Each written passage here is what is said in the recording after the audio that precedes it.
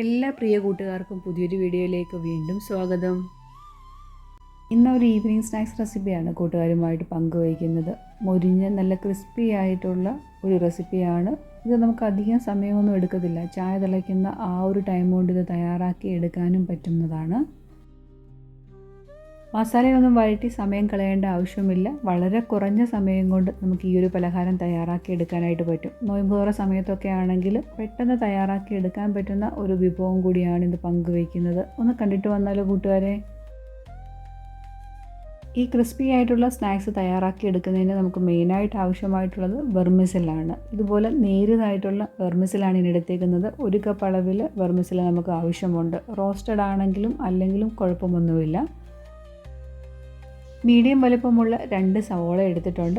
ഒത്തിരി അങ്ങ് കനം കൂട്ടിയല്ല, ചെറിയ പീസുകളായിട്ടാണ് ഞാൻ അരിഞ്ഞെടുത്തേക്കുന്നത്. ഒരു 2 ടേബിൾ സ്പൂൺ അളവിൽ മല്ലിയില ചോപ്പിയോട് ചേർത്ത് കൊടുക്കുന്നുണ്ട്. 1 ടേബിൾ സ്പൂൺ അളവിൽ കാശ്മീരി മുളക് പൊടിയും 1/4 ടീസ്പൂണ് ചെറിയ ജീരകം വറുത്ത് പൊടിച്ചിട്ടുണ്ടല്ലോ അത് ചേർത്ത് കൊടുക്കുന്നുണ്ട്. ഒരു 1/2 ടീസ്പൂൺ അളവിൽ ഗരം മസാല പൊടിയും. നിങ്ങൾക്ക് പച്ചമുളക് വേണമെന്നുണ്ടെങ്കിൽ ചേർത്ത് കൊടുക്കാവുന്നതാണ്. എരിവിനനുസരിച്ചിട്ടുള്ള പച്ചമുളക് ഈ ഒരു കൂട്ടത്തിലൊന്ന് വട്ടത്തിൽ അരിഞ്ഞ് ചേർത്ത് കൊടുത്താലും മതി. ഇവയെല്ലാം കൂടി ഒന്ന് മിക്സ് ചെയ്തെടുക്കാം. ഇനി വെർമിസൽ നമുക്കൊന്ന് വേവിച്ചെടുക്കണം. 1 കപ്പ് വെർമിസലാണല്ലോ നമ്മൾ എടുത്തേക്കുന്നത്. അതുകൊണ്ടൊരു 4 കപ്പ് വെള്ളമാണ് തിളപ്പിക്കാനായിട്ട് വെച്ചേക്കുന്നത്. അതിലോട്ട് ഞാനൊരു ലേശം ഉപ്പിട്ട് കൊടുത്തിട്ടുണ്ട്. 1 ടീസ്പൂൺ അളവിൽ ഓയിലും കൂടെ ചേർത്ത് കൊടുക്കുകയാണ്. ഇവയൊന്ന് മിക്സ് ചെയ്ത ശേഷം ഈ വെള്ളം ഒന്ന് ചെറുതായിട്ട് ചൂടായി വരാനായിട്ട് വെയിറ്റ് ചെയ്യുകയാണ്. വെള്ളം നല്ലതുപോലെ ചൂടായിട്ടുണ്ട്. ഇനി നമ്മൾ എടുത്തു വെച്ചിരിക്കുന്ന വെർമിസലും കൂടെ ചേർത്ത് കൊടുത്ത് നമുക്കിതൊന്ന് വേവിച്ചെടുക്കണം. നല്ല രീതിയിലൊന്ന് വെന്ത് കിട്ടണം. വെള്ളം നല്ല രീതിയിൽ തിളച്ച് സേമിയൊക്കെ വെന്ത് വന്നിട്ടുണ്ട്. നമ്മൾ ഓയിൽ ഒഴിച്ച് കൊടുക്കുന്നത് ഇത് പരസ്പരം ഒട്ടിപ്പിടിക്കാതിരിക്കുന്നതിന് വേണ്ടിയിട്ടാണ്. ഈ നല്ല തണുത്ത വെള്ളത്തിൽ ഒരു 2-3 തവണ കഴുകി നമുക്കിതൊന്ന് വെള്ളം വാല വയ്ക്കാനായിട്ട് അരിപ്പയിലൂടെ വെച്ച് കൊടുക്കേണ്ടതാണ്. വെള്ളം നല്ലതുപോലെ വാർന്ന് കിട്ടണം.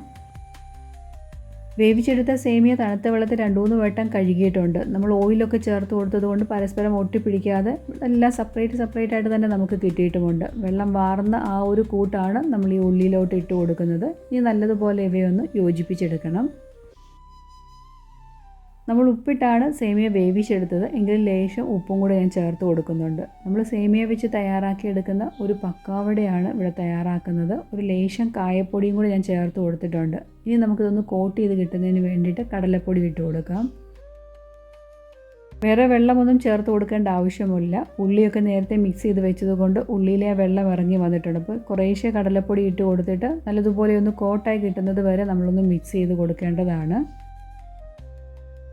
വളരെ എളുപ്പമാണ് ഈ ഒരു പക്കാവട തയ്യാറാക്കിയെടുക്കാൻ. വെർമിസൽ കൊണ്ട് ഇതുപോലെ പക്കാവട തയ്യാറാക്കിയിട്ടില്ലെങ്കിൽ കൂട്ടുകാർ തീർച്ചയായിട്ടും ഒന്ന് തയ്യാറാക്കിയെടുക്കണം. ഒരു 5 മിനിറ്റ് സമയം കൊണ്ട് നമുക്കിത് തയ്യാറാക്കിയെടുക്കാം. സേമിയ ഒന്ന് വേവിച്ചെടുക്കേണ്ട ഒരു താമസം മാത്രമേ ഉള്ളൂ. സേമിയ നേരത്തെ വേവിച്ച് വെക്കുകയാണെങ്കിൽ നോയമ്പ് തുറ സമയത്ത് നമുക്ക് ആ ചായയുടെ കൂടെ പെട്ടെന്ന് തയ്യാറാക്കി എടുക്കാവുന്നതേ ഉള്ളൂ. നല്ല ടേസ്റ്റിയാണ്. നല്ല കറുമുറാന്ന് മുരിഞ്ഞ് നമുക്ക് കിട്ടും. ആ വെർമിസലും കൂടെ ചേർത്ത് കൊടുക്കുന്നത് കൊണ്ട് ഒരു പ്രത്യേക ടേസ്റ്റാണ് ഇതുപോലെ പക്കാവട തയ്യാറാക്കിയാൽ.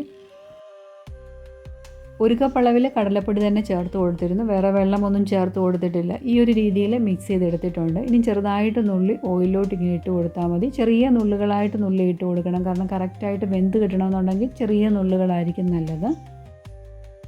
1 കപ്പ് വെർമിസലും 1 സവോളയും ഉണ്ടെങ്കിൽ ഒരു പാത്രം നിറയെ ചായക്കടി നമുക്ക് തയ്യാറാക്കിയെടുക്കാം. ഒരു പ്രത്യേക ടേസ്റ്റാണ്. കായപ്പൊടി ഒരു ലേശം ചേർത്ത് കൊടുക്കണം. അങ്ങനെ ആകുമ്പോൾ പക്കവടയ്ക്ക് ഒരു പ്രത്യേക ടേസ്റ്റും കൂടിയാണ്. ഇനി കുറച്ച് വലിയ പാത്രമാണെങ്കിൽ നമുക്ക് പെട്ടെന്ന് തന്നെ ഇത് വറുത്തെടുക്കാനും ഈസിയാണ്. ഒരു സൈഡ് ഏകദേശം ആയപ്പോൾ ഞാനൊന്ന് തിരിച്ചിട്ട് കൊടുത്തിട്ടുണ്ട്. 2 സൈഡും തിരിച്ചു മറിച്ചു പോയിട്ട് ഇതുപോലെ ഒന്ന് മൊരിഞ്ഞ് കിട്ടുമ്പോൾ നമുക്ക് എടുത്ത് മാറ്റാവുന്നതാണ്. രുചികരമായ സേമിയ പക്കാവട ഇവിടെ റെഡി ആയിട്ടുണ്ട്. നല്ല കറുമുറാന്ന് തന്നെ നമുക്ക് കഴിക്കാനായിട്ട് പറ്റും. പ്ലേറ്റിലിട്ടിങ്ങനെ കിളുക്കുമ്പോൾ തന്നെ ഒരു കറുമുറ സൗണ്ടാണ് വരുന്നത്. നല്ല ടേസ്റ്റായാണ് ഇതുപോലെ സേമിയ കൊണ്ട് പക്കാവട തയ്യാറാക്കിയാൽ. നോയമ്പ് തുറയ്ക്കൊക്കെ പെട്ടെന്ന് തയ്യാറാക്കി എടുക്കാൻ പറ്റുന്ന ഒരു പക്കാവടയും കൂടിയാണ്. അപ്പോൾ കൂട്ടുകാർ ഇതുപോലെ ഒന്ന് തയ്യാറാക്കി നോക്കുക. ഈ വീഡിയോ ഇഷ്ടപ്പെടുകയാണെങ്കിൽ നിങ്ങളുടെ ഫ്രണ്ട്സിനും റിലേറ്റീവ്സിനും കൂടെ ഒന്ന് ഷെയർ ചെയ്ത് കൊടുക്കാനായിട്ട് മറന്നു പോകരുത്. ഇന്നത്തെ കുഞ്ഞു വീഡിയോ ഞാൻ ഇവിടം കൊണ്ട് അവസാനിപ്പിക്കുകയാണ്. കൂട്ടുകാർക്ക് ഈ ഒരു വീഡിയോ ഇഷ്ടപ്പെടുകയാണെങ്കിൽ ഒന്ന് ലൈക്ക് ചെയ്ത് സപ്പോർട്ട് ചെയ്യാനും കൂടെ മറന്നു പോകല്. അടുത്ത ദിവസം നല്ലൊരു റെസിപ്പിയായിട്ട് വളരെ പെട്ടെന്ന് തന്നെ ഞാൻ കൂട്ടുകാരുടെ ഇടയിലേക്ക് എത്തുന്നതാണ്. Thanks for watching.